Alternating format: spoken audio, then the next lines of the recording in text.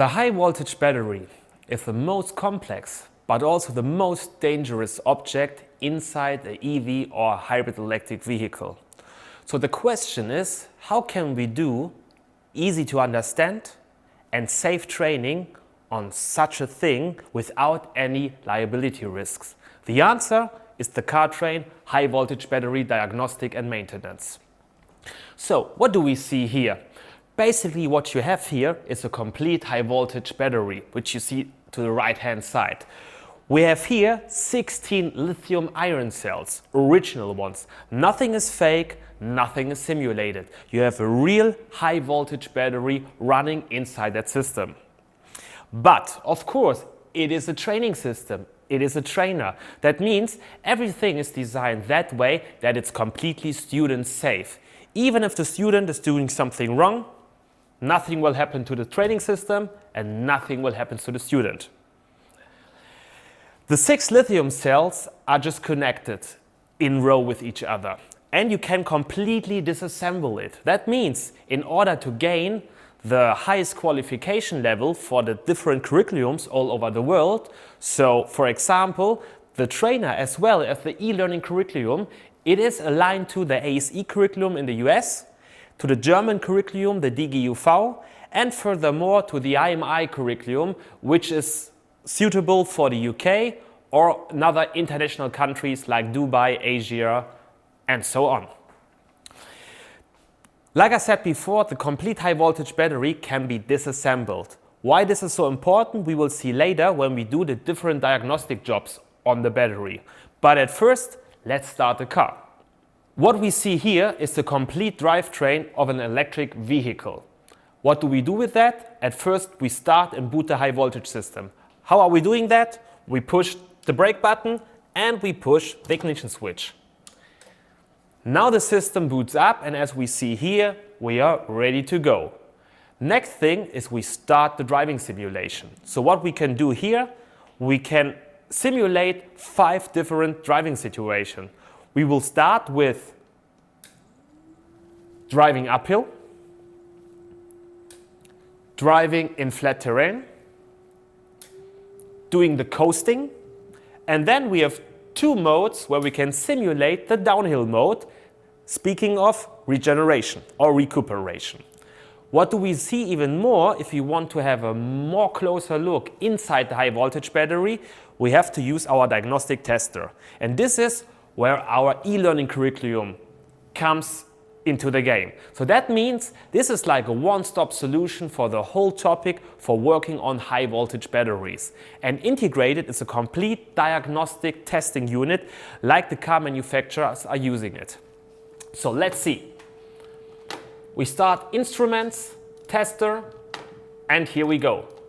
We have here the complete diagnostic system. But before we go closer to the diagnostics, I put on my safety glasses. Safety first, of course.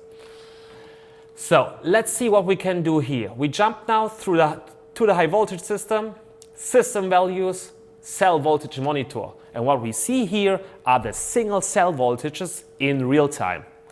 And when we change something with this driving switch, we see directly a change within this cell monitor. So for example, right now we're driving downhill and we do the regeneration. What we see here is now that electrical energy is flowing into the high voltage battery, and that of course on both sides. When we go back to the coasting mode, what do we see here? It's 0. What does it mean? There is no energy going in or out of the high voltage battery. Completely different when we are driving uphill, what we see for example in that mode. Now we see that in that case, round about 4 amperage are going out of the battery. So there is a load on the high voltage battery and the battery gets discharged. The most important point is now, when we are talking about the hybrid electric vehicles and what we have seen before by analyzing the high voltage battery, in that case we are talking of a vehicle which is in a good state. But what is if there is a vehicle which was previously involved in an accident? There we have got big problems and a lot of people in this change who are involved in working with these systems or with these damaged cars have to be trained to a certain level. And this starts with firefighters, for the first responders. And even our training system is equipped with certain things which makes the firefighters able to understand what is important about hybrid electric vehicles if they have to deal with it. First, it starts with the rescue cards. The rescue cards are inside our e-learning curriculum. But furthermore, and much more important, are the single components which are part of a high voltage system inside the car, which are specially designed for firefighters, for example. So if we have a look at the system, we see this is, for example, this fuse over here.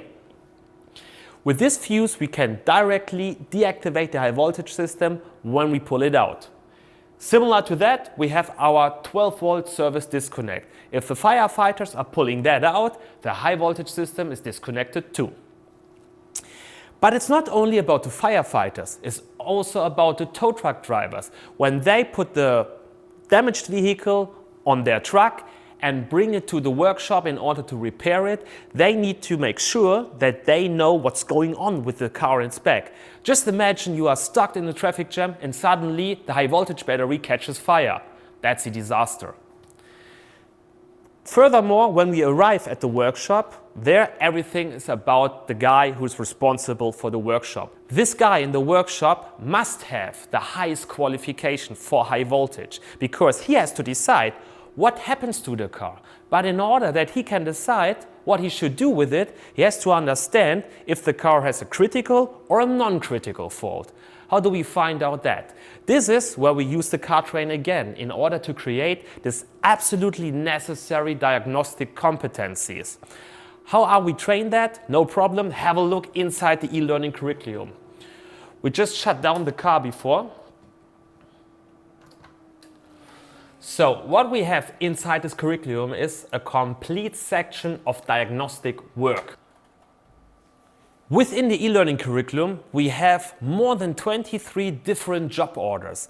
And the very good thing about that, these are faults which are directly integrated in the high voltage battery. That means you have nothing to do on it, just click on the page and the fault will be active inside the high voltage battery. With another click, you can directly delete it and the car is good again. Just think about doing that to a real vehicle. That would mean you have to open the high voltage battery and you have to put in faults inside the high voltage system. That means you have to manipulate the complete high voltage system.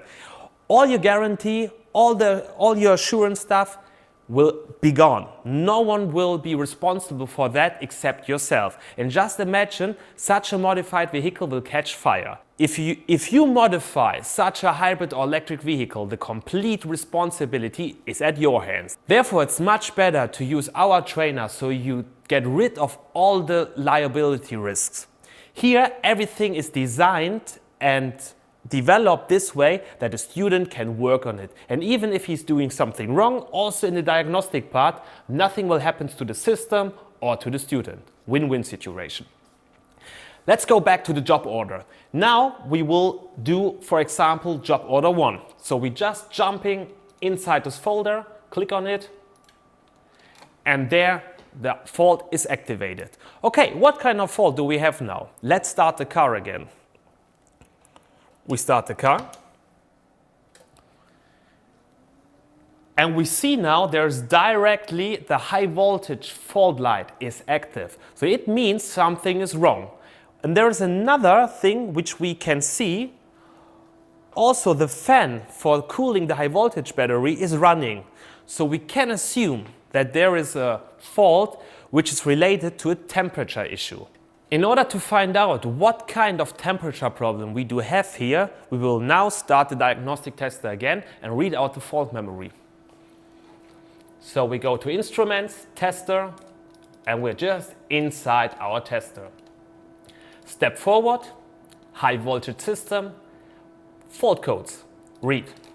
And there we see with the original fault code P1A32, battery temperature abnormality. So that means we have an abnormal temperature situation inside the high voltage battery. Now we are at the border where we have to decide if it's a critical or non-critical fault. Why is that so important? if we really have a temperature issue here, that would mean it is critical, because then the battery can heat up and it can possibly catch fire. On the other hand, it would be a non-critical fault when the problem lies inside the sensors, for example, for the temperature monitoring of the high voltage battery. In order to find out that, we have another look at our temperature monitor. So we leave the fault code reading, go back to system values, and now we open the temperature monitor.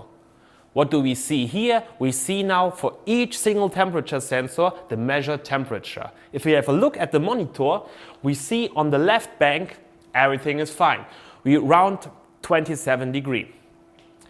On the right hand side, we suddenly see that temperature sensor 2 shows up a temperature of minus 40 degrees. What does it mean for us now? We are all aware of that this is not the normal temperature.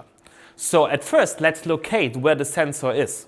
We have here T1, T2. That means here we have the temperature sensor, which is obviously faulty. So what does this temperature tell us now? At minus 40 degrees, no fire will start. But we can say it's a non-critical fault at that stage. Why can we say that? Because it means that this NTC temperature sensor has something like a disconnect or interruption inside the wiring or inside the sensor itself. This is why it shows up to minus 40 degrees. Now we know that this is a non-critical fault. That means we can bring the car inside, or we can let it inside the workshop, open the battery and repair it. In order to open the high voltage battery, we have to shut down the high voltage beforehand. And I will show you now how we can do that on that system as well. This system uses a very modern way of shutting down a high voltage system by the help of the tester itself. So we navigate back to special functions, and there we have high voltage isolation procedure, and this is exactly what we want to do now.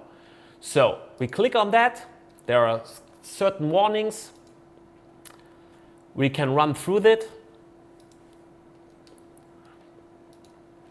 and now it tells us to switch on ignition, not to ready mode. That means we switch off the system and just turn on the ignition. Now we go one step further so that the system will go into the self-testing mode. And this is what we see now here. High voltage system is active. That means the electronic inside the high voltage system measures the actual or real-time voltage of the high voltage system. And right now we are still in the high voltage active state. So next step. Switch off the ignition. We will do that. And then it tells us disconnect the green 12 volt service disconnect. Which service disconnect is that? Of course, this one over here. What are we doing? We just grab it, but stop here. Do we need to wear any gloves? Like this? No, we don't need to wear these gloves. We can get rid of that because we are here not in the high voltage system. This is just a 12 volt system, therefore no need for gloves. I can do it with my bare hands. So just go here, open it. Now it is pulled out. So the high voltage system got a signal to disconnect itself, and now we have to secure it that no one else can put it back into operation. This is why we use this padlock. We put it through the hole, we lock it, and of course we keep that key inside our pocket. So now the system is disabled. Before we can be sure about that, the system has to do a last measurement and to tell us that the high voltage system is safely shut down.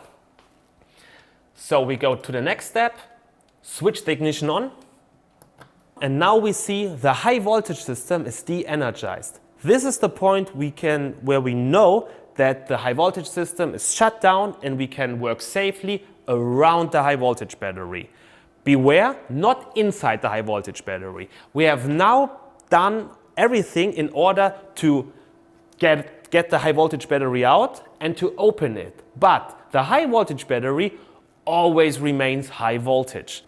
This is why we need to wear always the PPE as soon as we go into the high voltage battery and work inside the high voltage battery. Now we have shown how to deal with a non-critical fault. Next step will be to show you a critical fault. This is where we switch to job order 19. So 19 tells us short range. We just open the folder and jump to diagnostic procedure. So that means, again, the fault is now injected directly into the high voltage battery. What kind of fault we have now, we will find out. At first, let's start the system. So we boot up the system again, but what we see here is ready mode. Okay, the car has not found any fault so far. So next step will be we have to go back to the diagnostic tester and read out the fault memory. So we go to, again, to instruments, tester, and then to our fault reading, fault codes. And we read out the faults. But even here, there are no faults. So what does it mean? Obviously, we have a fault which is only or can only be detected while driving. So let's go for a test drive. We start the car and just drive uphill. Right now, nothing happens, so let's use the time in order to jump back to the voltage monitor. Right now, you have seen he has now caught the fault. So the high voltage light came on. The fan came on as well, and it has detected a fault right now. So let's see what the temperature will tell us now. Or we can even go back to the fault monitor and see what the faults are there. So we read out, and there we see now we have the fault. P1A30, cell error, voltage low. What does it mean? We will check now in the voltage monitor. So we go back to system values, cell voltage monitor. If we have a look at the left bank, we see everything is okay. All the voltages of the single cells are around 3.5 volts, so that's pretty good. On the right hand side, there we see, even indicated through the red light, one of the cells is out of range. And there we have, instead of 3.4, we just have 3.06 volt. This is much too low. And what will tell us that? That there is a too high resistance in this cell. In the cell or even around it in the connections between the cell and the rest of the high voltage battery. What would be the next step? Now we have a critical fault here. Could lead to any further problems, so we definitely have to repair it. That means the car has to go back into the workshop. We have to shut it down. And then we have to shut down the vehicle again, put on our PPE, and then disassemble the complete high voltage battery, and we have to swap the cell. The broken cell, in that case, it's cell 6, and this is this one over here. So this cell is in that case broken and needs to be changed. When everything is fine again, the teacher or the student just delete the fault again, jumps back out of from the fault page, and everything is fine again, and the system is put back into normal conditions. What we see here now is that we have a perfect training system for students who want to become a high voltage expert. With this training system, you learn everything which you need to work safely inside the high voltage battery, or even to work around damaged hybrid or electric vehicles. And when you have once fulfilled these requirements and worked through all these job orders, you have the right diagnostic competencies to work on a real car, and you have fulfilled the highest level of training.